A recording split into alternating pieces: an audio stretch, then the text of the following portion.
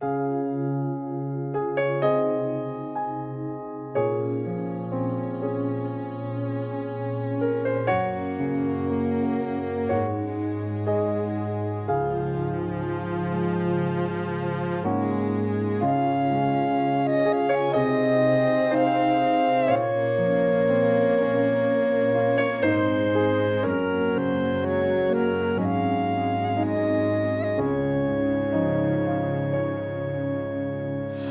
vulgan sa thi sana Halloween Giêsun ka sit na ho ai hung hla to ta Thing pel chunga a long ki khai sangin Athina ke din nun nop na hung hita Vulgan sa thi sana Halloween Giêsun ka sit na ho ai hung hla to ta Thing pel chunga a long ki khai sangin Athina ke din nun nop na hung hita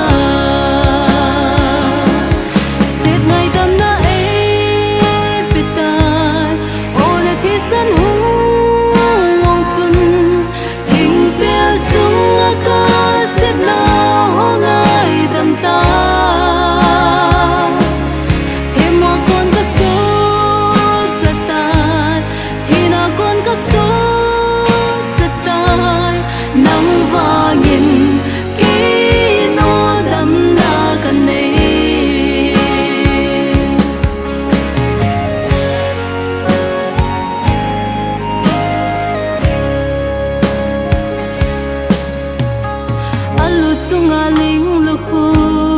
ki khu pe a khut a ke nga thi san a hung long tha tui du dan sa in a peng ka pa ka ke chon se za la hung tho ana hi so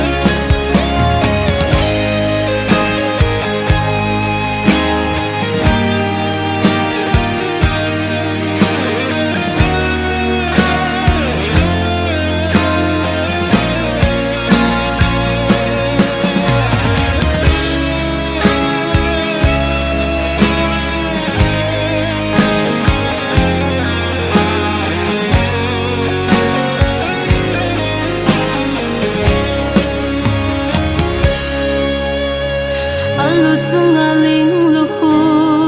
ki khu pe a khut a ke nga thi san a hung long hla tui lu dan sa in a pe